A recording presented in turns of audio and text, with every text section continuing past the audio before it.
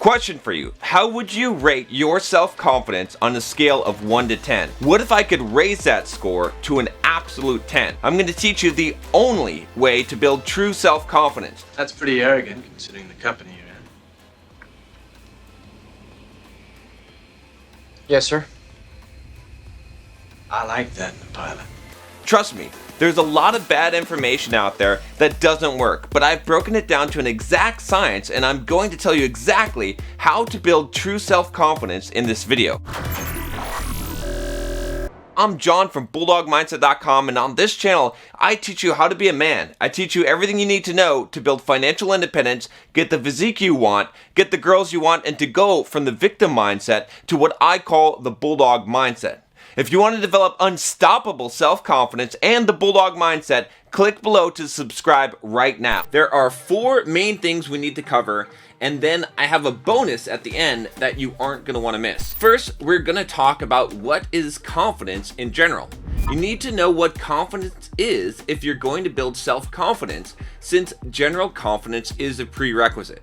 Next, we'll talk about how to build confidence. Once again, this is going to be a prerequisite for building self-confidence because, as you'll learn, self-confidence is really individual, contextual confidence at a larger scale. After that, we'll dive right in and discuss self-confidence and how it differs from situational or contextual confidence. For example, you could be confident at shooting a basketball, but it doesn't necessarily make you self-confident overall.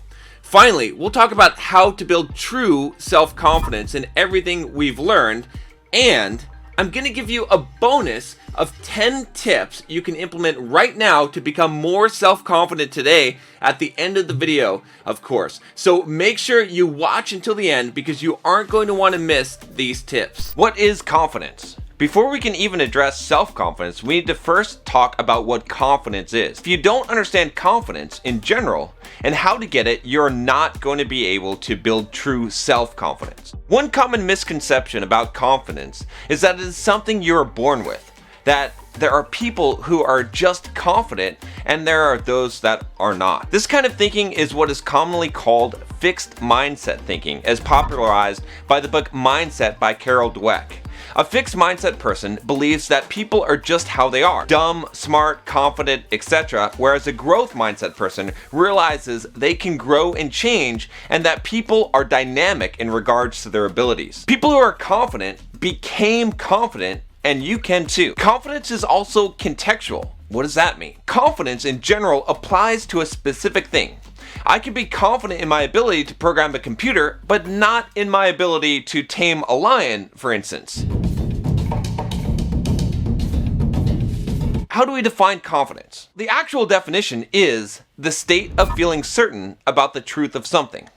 I would define it as your ability to predict or know an outcome or the possible outcomes of a situation. That seems weird, John. Are you saying that even if I am not good at something, but I know the outcome or the possible outcomes, I can be confident? Absolutely. In fact, the most confident people often take risks that they know will likely fail because of their confidence. Take a professional poker player, for instance. The odds say they are going to lose most hands, but they are confident regardless and play with confidence. Why? Because they understand the various outcomes of the situations they're likely to get into. Confidence is not arrogance. They are two separate things. I like to define arrogance as trying to convince other people about you what you want to believe about yourself, and confidence as stating what is obviously true about yourself. When the heavyweight boxing champion of the world says, "I'm the greatest and no one can beat me," it's confidence.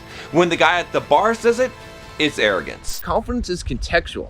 That means that when we try and build confidence, we are usually going to focus on building confidence in a specific area. We can build confidence by increasing your surety.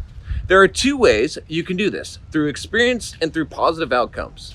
Let me start off by giving you an example of how I was able to increase my confidence in running. When I signed up for my first half marathon, I had already been running for a few years and had been progressively tackling some longer and longer distances. My longest runs were around 10 miles, so I figured I could probably make it for a 13.1 run, probably. So on a whim, I decided to sign up for the San Diego Rock and Roll Half Marathon the day before the race. I wasn't sure what to do. Really, the only thing that I had going for me was that I had run some longer distances and had been training pretty hard. I also knew from the past that I had often gotten myself in over my head in many situations, but somehow always came through and learned from them. This would be a learning experience. Long story short, I ran the San Diego Rock and Roll Half Marathon and finished in a decent time of just over 2 hours. Now, fast forward to today, and I've run a bunch of half marathons and even a few full marathons. I'm used to running these kinds of races. I know what to expect. I know how the race will generally go. I know what kind of hurdles and obstacles I'm likely to face along the way, and I've had great performances in the past. My confidence in running long distance endurance events is very high. It's high because I've been there, seen that, done that, gotten the t-shirt, literally, and know that whatever happens, I'll be okay. Now, how did I gain that confidence? Again, in primarily two ways: experience and positive outcomes. The main reason why I became confident in running half marathons and marathons was because I accumulated a bunch of experience running those kinds of races. So one surefire way to develop confidence is through experience. Like your skin is going to explode any minute, it's really tight. It's like somebody blowing air into your muscle. It just blows up and it feels different. It feels fantastic. As Arnold says, there are no shortcuts. Everything is reps, reps, reps. So if you want to gain confidence in something, literally the most simple thing you can do is to do that thing over and over again. Here's a simple formula for increasing your experience, which doesn't involve killing orcs.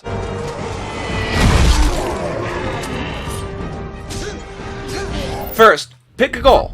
What is the thing you want to increase your confidence in? That will define what it is you need to increase your experience with. Next, determine the action required to increase your experience. Want to build confidence in your axe throwing ability? Great, throw axes. Define the process. It's not enough to say, I'm going to gain experience. You need to have an actual plan of how you're going to do it. After that, it's up to you to actually do the work. Everyone says that they want confidence, but very few people actually will do what it takes to build it. It does not come automatically. You wouldn't believe how many of my coaching clients want to get better with women and build their confidence there, but when I tell them exactly what they need to do, they won't do it. Finally, you need to evaluate and adjust. Is what you're doing working? Are you gaining the right kind of experience? If not, how can you modify your process to make sure you get the experience you are seeking? Now, there is one other main way to build confidence, and that is through positive outcomes. I'm about 230 pounds, 6'3", and not exactly built like a distance runner. If I set a goal of running what many people would consider to be a very fast and competitive time in the half marathon, I would come up each time sorely disappointed. But fortunately for me, I don't set a goal of competing with distance runners. Instead, I set a reasonable goal that is meaningful to me. The key is that I am purposely setting myself up for positive outcomes by picking goals that are achievable and yet still meaningful to me. So if you want to gain confidence, figure out ways to engineer positive outcomes for yourself. Figure out achievable goals you can set for yourself and push yourself to achieve those goals. Give yourself a big win just for taking action, just for getting out there and doing what you're supposed to do. Let me give you another example from my own life. One of the things that really increased my overall self-confidence was traveling to many different foreign countries, especially ones where English wasn't the spoken language, and I had to figure out how to get around. The first time I left the United States to go somewhere foreign, I had no idea what to expect. I had no idea what I would face, what international travel would be like, what the people would be like, or even how I was going to communicate and get to my ultimate destination. I forced myself to go through it, and when I did, I became more sure of myself in the respect that I could handle dealing with this kind of trip into an unknown land, and that whatever happened, I'd figure out a solution and ultimately be okay. Likewise, I've done a lot of other things in my life that scared me at first, but have ultimately led to a feeling of being able to handle anything that life can throw at me. By the way, do you want to know how you're already scoring in life? Take my Bulldog Mindset quiz to see your Bulldog score. This will give you a good idea of how self-confident you're likely to be based on how you're handling your life right now. And I'll also send you some of the videos on how to increase your score. Another way we can apply contextual principles we've already talked about to build genuine self-confidence is by engineering both positive and negative outcomes in order to build the overarching belief that no matter what happens, we are going to be okay. It might seem a little weird that I'm talking about generating negative outcomes, but in order to really build self-confidence that is unshakable, we need to understand that good or bad, positive or negative, ultimately, we're going to be okay. Suppose you're in a situation of talking to a stranger for the first time. Perhaps the very thought of it makes you nervous.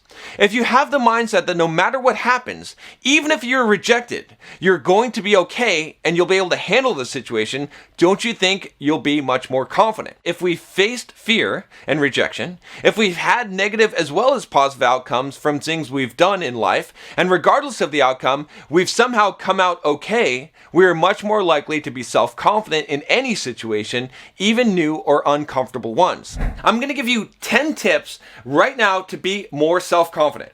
First, do one thing that scares you every single day. Second, make a daily habit of reading personal development books. 3, get into a daily habit of physical exercise that challenges you. 4, develop at least one skill in which you have a high degree of situational confidence. 5, talk to strangers as often as you can. 6, write, blog, make YouTube videos, start a podcast, or do something else to put yourself into the public eye and face criticism. 6, pick clear goals out for your life and make daily progress towards achieving them. 7, when confronted with 2 paths in life, purposely take the hard one. 9, visualize the person you want to become every day. Act like you're already that person. And number 10, stop caring what other people think. Care about what you think instead. If you think other people will find it useful, don't forget to share. I'll talk to you next time. Take care.